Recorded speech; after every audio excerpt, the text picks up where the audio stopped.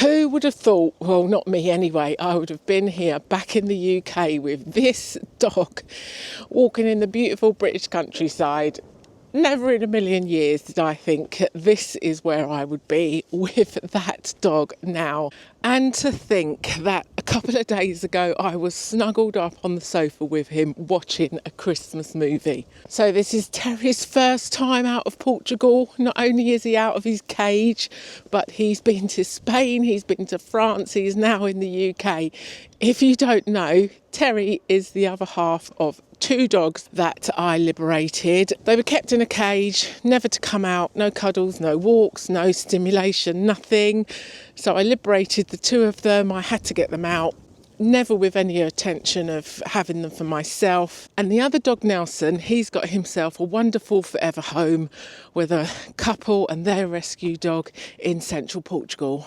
Long story, there's videos about it. But so here I am in the UK with Terry. So I have been really restricted and really stuck having the dog. And I thought I'm just going to have to bite the bullet and I'm going to have to drive over. So instead of an €18 EasyJet flight, 5-day driving from Silver Coast, Portugal to the UK. Actually, in full disclosure, the trip was a trip to France. I wanted to go to France and I thought, as soon as I'm going all that way, I might as well hop on a ferry and go over to the UK and see family for Christmas. So that is why we're here. Oh, and it was quite an adventure, our journey. So one thing I needed, first of all, was accommodation, a long route. And I thought that would be really difficult to get, that was pet friendly and low cost. But to my surprise, it was really easy to find pet friendly accommodation and at a really good price. We stayed in some very lovely places and some very interesting places, to say the least. Anyway, I'll show you a bit about the journey.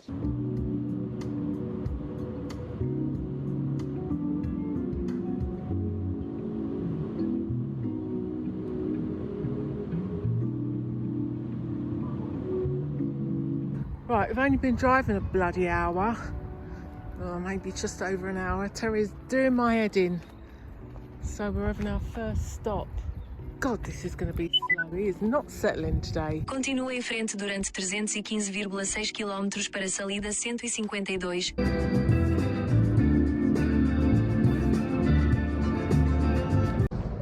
Terry is not a happy bunny because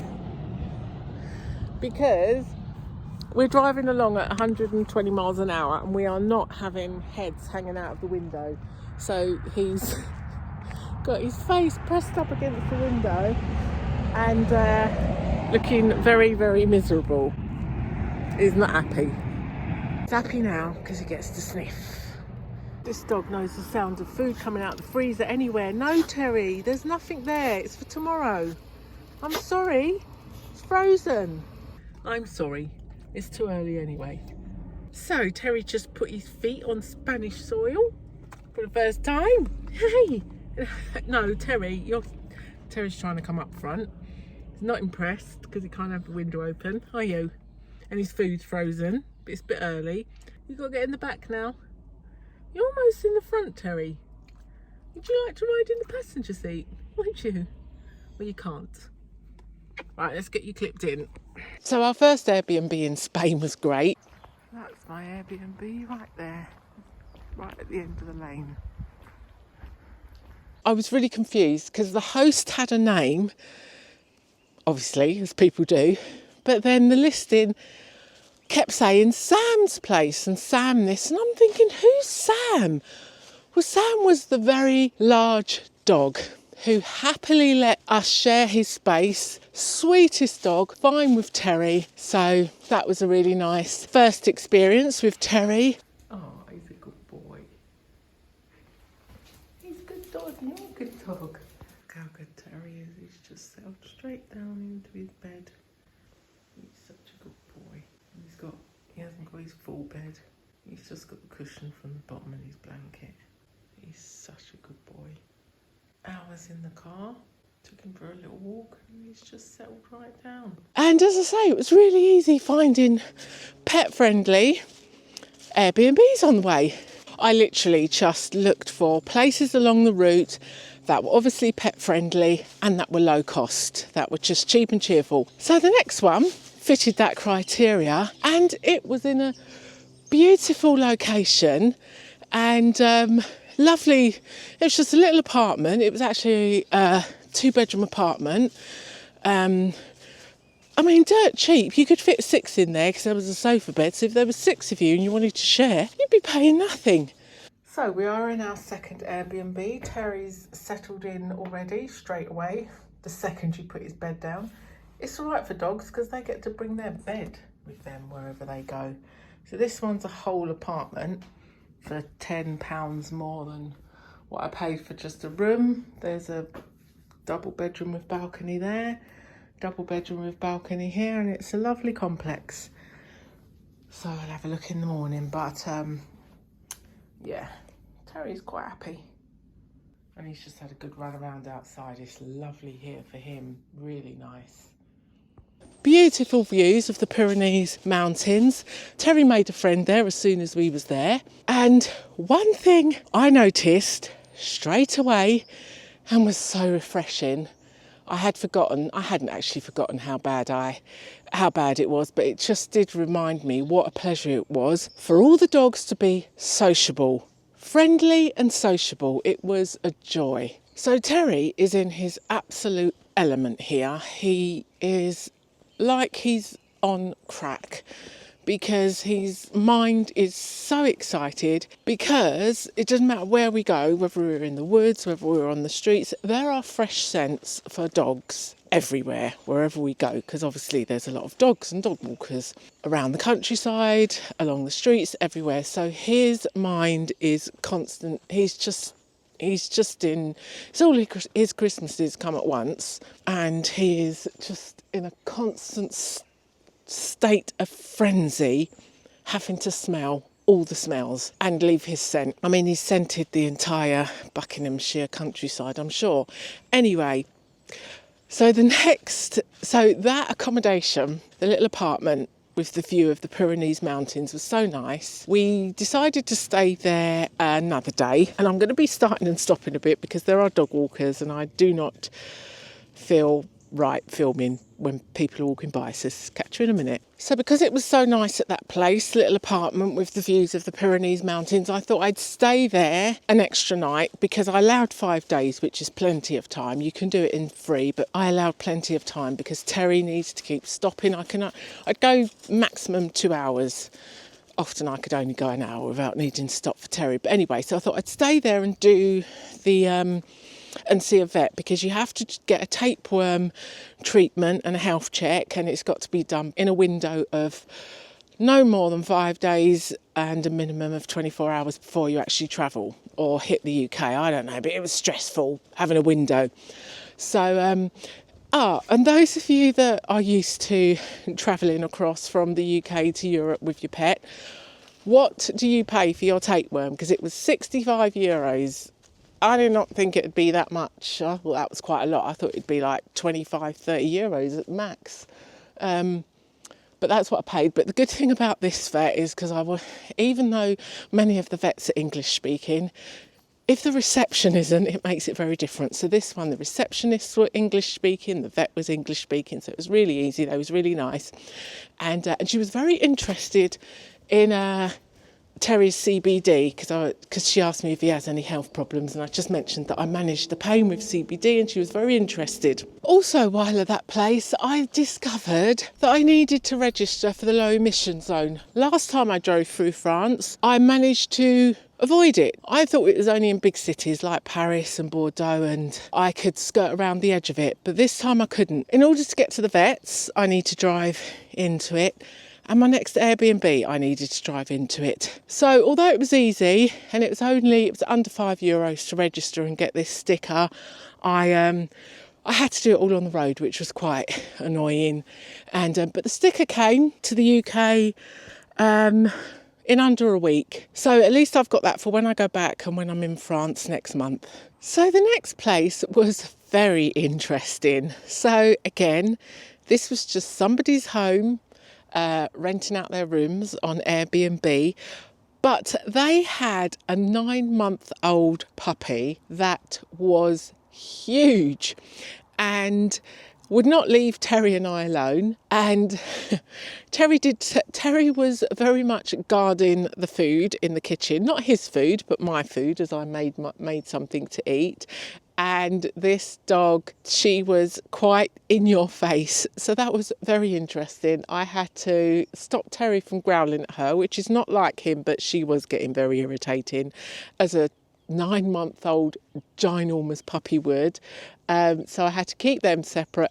I actually, the next morning, I was going to do some breakfast, but I thought I just need to get out of here. Terry and this dog in the kitchen is not working, but it was lovely. It reminded me of Airbnb, how it used to be when it first started. It was quite an experience, that one. So our next place, we'd made an inquiry with an Airbnb, but they took so long to get back to us, and I thought they were available, so I thought it would probably be okay. But by the time they'd got back to me, I needed to book somewhere ASAP for that night. So I used booking.com, which I don't normally use, and I really will not use again unless I'm absolutely desperate. Right, I've been on the phone to booking.com for nearly 7 minutes. Not on the phone to anybody because it's just all automated. I'm in the middle of nowhere. It's pitch black. See, I should have just stuck to Airbnb. Pitch black, middle of nowhere. It's my dog's setting off all the security lights. And yeah, this is not good. This is not good.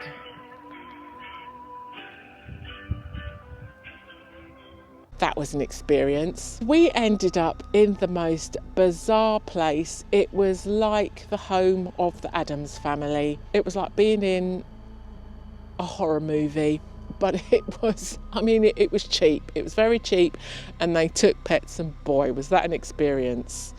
Wow, I tell you what, booking places in France is an adventure. This place looks about 500 years old. It feels as if I'm going to fall through the floor when I walk. It is so bouncy, and it's a good job I don't watch horror movies, because boy, staying here the night will give you the creeps. Could give you the creeps, I should say. Wow, my friend's worried about her woodworm. But, they just turned up, opened the place up. How comes it's not freezing cold like places in Portugal? It is not cold. Hello. Wow, this is... Terry, you are proper bringing me on an adventure. Eh? If it wasn't for you, I'd be on an €18 EasyJet flight. Yeah.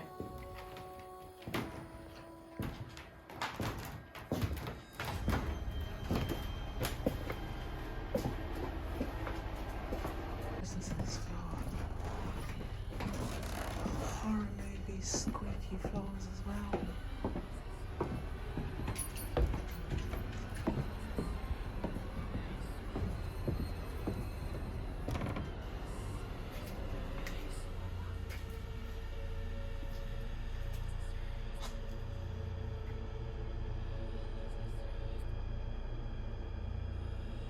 I don't know what's the matter with Terry, but if ever you want a dog to play the part of a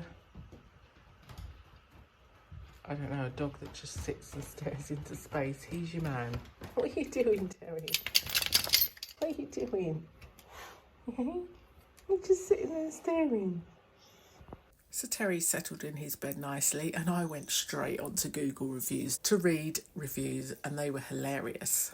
So on the whole, Terry was an absolute star for his 5-day trip, but on the first day was doing my head in because he couldn't have the whole of the back seat and also have his head out of the window.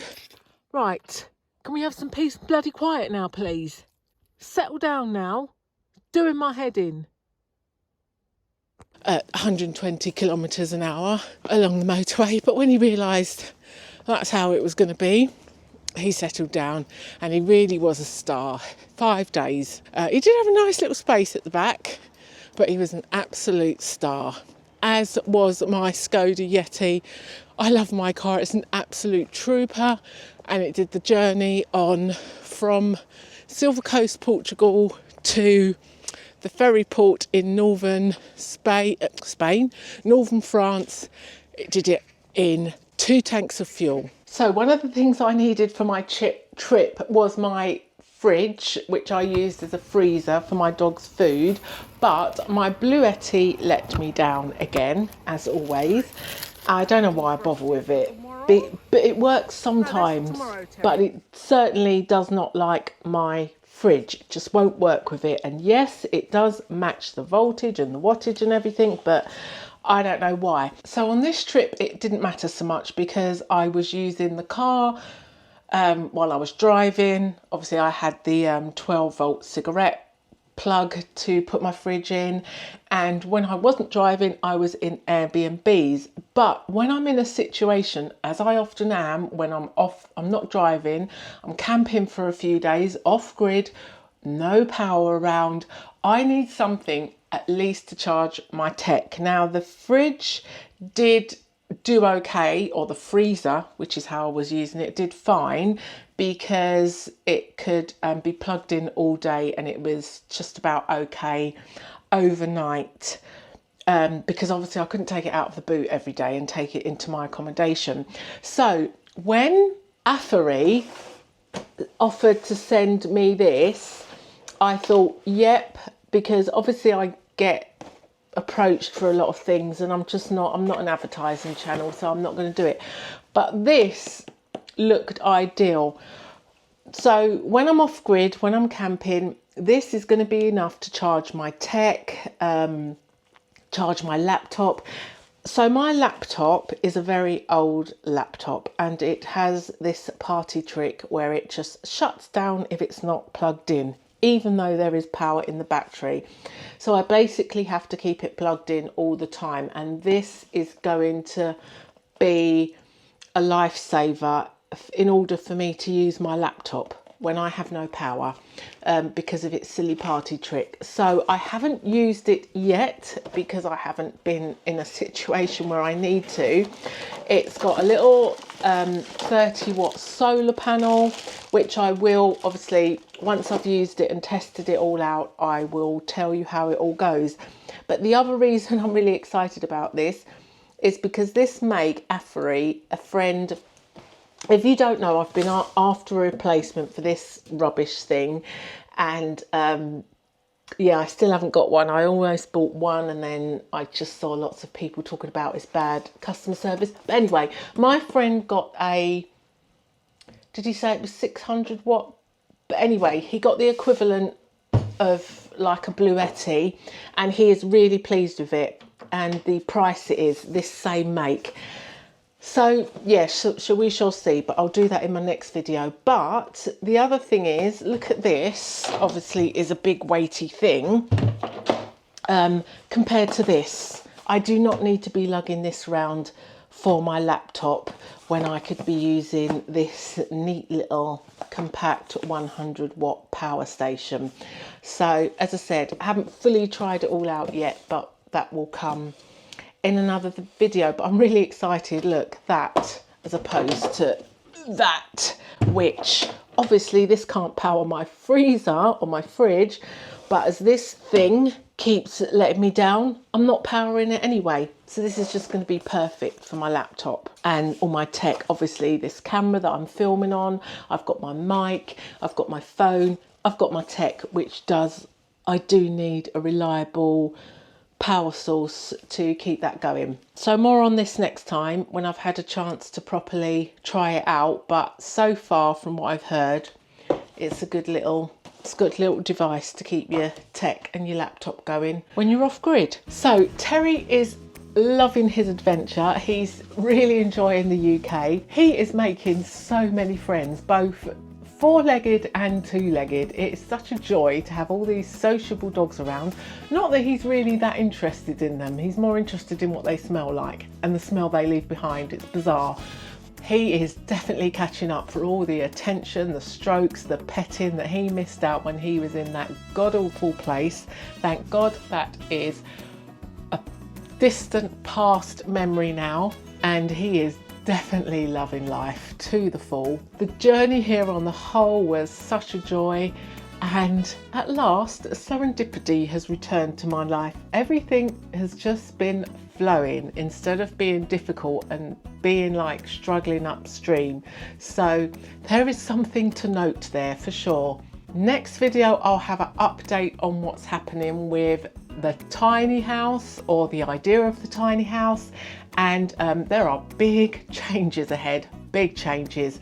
So I just want to wish you a very happy new year, and I hope 2026 is exciting, adventurous, and everything you could wish it to be. This sounds like a speech, but thank you for always being here, coming along and joining in on the adventure. So see you, well, I guess next year. Happy new year.